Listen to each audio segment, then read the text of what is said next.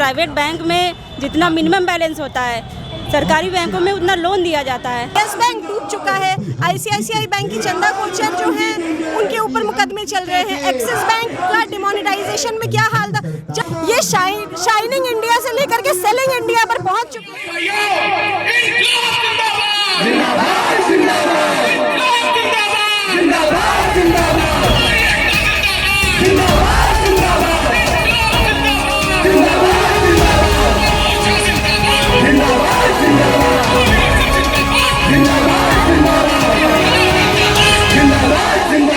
से भी हम कुछ बात करेंगे।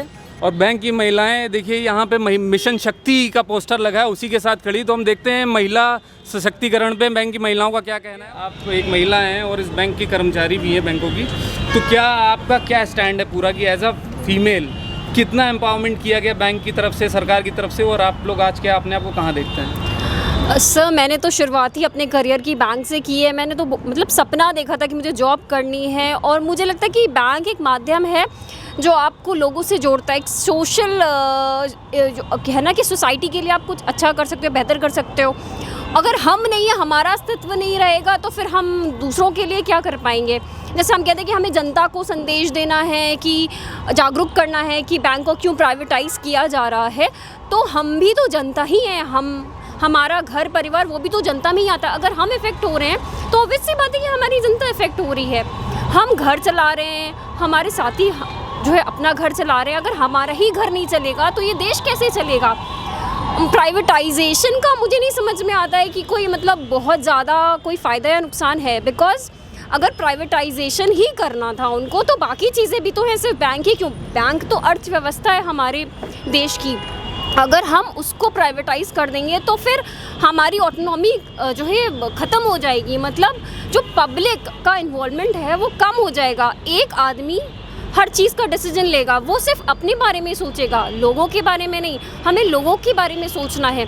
हम कहते हैं कि जनधन योजना, जन की योजना, फिर उसके बाद हमें तो नहीं लगता है कि कोई योजनाएं ऐसी चलेंगी प्राइवेटाइज होने के बाद। तो फिर मेरी योजना, मेरा प्रॉफिट, मेरी बातें, मेरा राज्य। तो जनधन योजना जब चली थी तो प्राइवेट बैंकों ने कितने बैंक खाते खोले थे? मैम सर मेरे को ये गिनती तो नहीं है, लेकिन मुझे ये पता है कि सबसे ज़्यादा नेशनलाइज बैंक ने खोला, जिसका मोदी जी बहुत बखान भी करते हैं विदेशों में जाके कि हमारी योजनाओं को लोगों तक पहुंचाने के लिए हमारे नेशनलाइज बैंक ने बहुत ज़्यादा प्रोत्साहन दिया।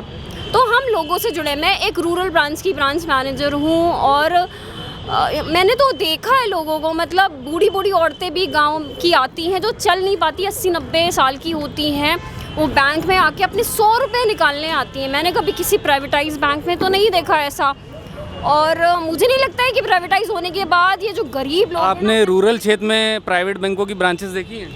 नहीं, बिल्कुल भी नहीं देखी। और मुझे तो मतलब वो लगता है कि फिर वो क्यों नहीं खोलते हैं भाई, क्यों नहीं खोलते भाई। प्राइवेटाइज हो रहे हो, लोगों की सेवा करो, क्यों नहीं कर रहे हो। मैम आप जैसे रूरल बैंक की ब्रांच मैनेजर हैं, तो नोटबंदी के टाइम पे भी आप रूरल बैंक में ही थी? जी मैं रूरल, जी। उस टाइम पे क्या असर हुआ था नोटबंदी के जो लागू की गई थी एकाएक, उस पे आप लोगों ने कैसे मैनेज किया था? कितने वक्त तक सर मेरा एक्सपीरियंस बहुत अच्छा था। मतलब हम लोगों ने काम भी किया और खुशी खुशी काम किया। ऐसा नहीं लगा कि कुछ प्रेशर में लेकर रह के काम किया।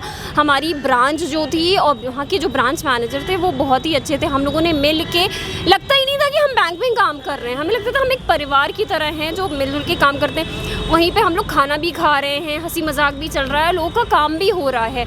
इनफैक्ट कस्टमर्स का मैं बोलना चाहूँगी, वहाँ के कस्टमर्स ने हमारा बहुत साथ दिया।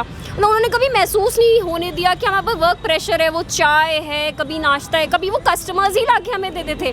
हमें कभी चिंता करने की ज़रूरत नहीं थी कि हम भूखे हैं, प्यासे हैं, क्या टाइम हो रहा है, रात के 9 बज रहे हैं, 10 बज रहे हैं। तो वो मैं कह रही हूँ कि अगर हमने उनके साथ ऐसा नहीं किया होता तो वो हमारा सहयोग नहीं करते। मैं और महिलाओं से भी बात करूँगा यहाँ पे, क्योंकि देखिए जो सहकारी बैंक हैं, जो सरकारी उपक्रम हैं इस देश के, वो सब अल्टीमेटली पब्लिक के हैं, पब्लिक ने बनाए हैं, पब्लिक के पैसे से बने हैं। ठीक है, जिसको ये सरकार धोखे में दिखा करके कि ये इनका नुकसान है। अरे आप जब सारे नए नए नियम बना सकते हो, कानून बना सकते हो, आप किसानों के लिए बिल ले आए, तो आप एक बिल बनाओ ना जिससे ये जो कॉरपोरेट बैठे हैं जनता का पैसा दबा करके वो निकालें। वो कॉरपोरेट्स आज जेल में क्यों नहीं है, आप उनके नाम क्यों नहीं बता रहे? तो इसका मतलब है आपकी मंशा में कहीं खोट है, आपकी मंशा ऐसी है कि यह सरकार कि इसको दिखाओ घाटे में है, चुपचाप से अपने दोस्तों की जेबों में पहुंचा दो सारा धन, आपकी मंशा गलत है।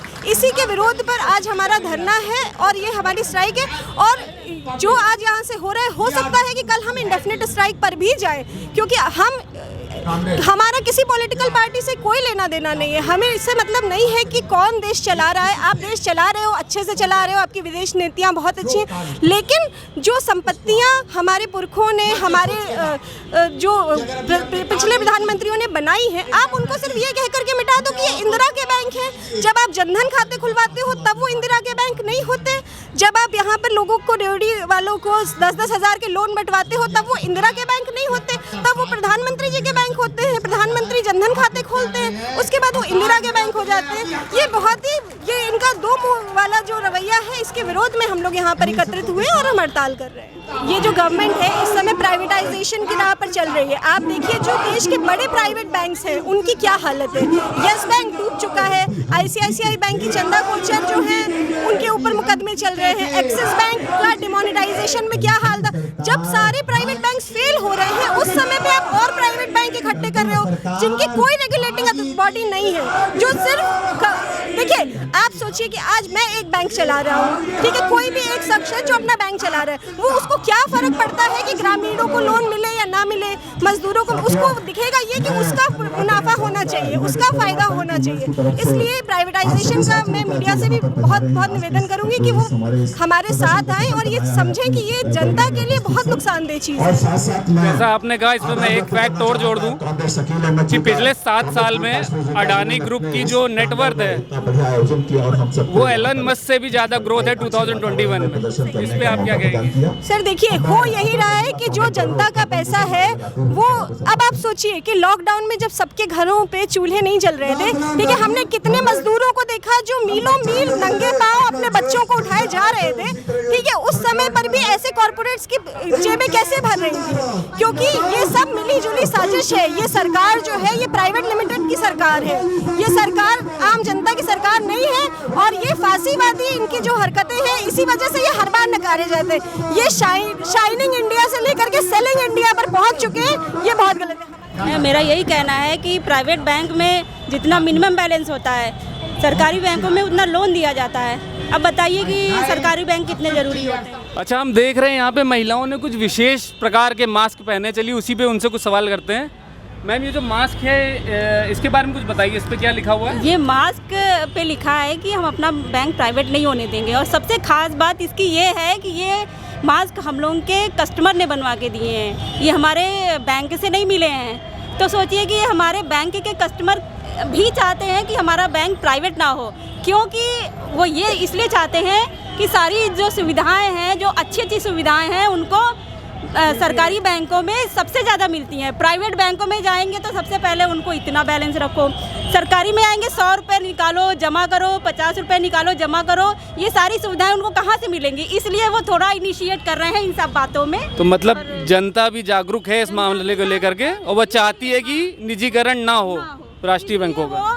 थोड़ा थोड़ा अपना इनिशिएट कर रही है हर चीज़ में, इसलिए उसने ये मास्क बनवा के दिए हैं। बहुत बहुत धन्यवाद मैम।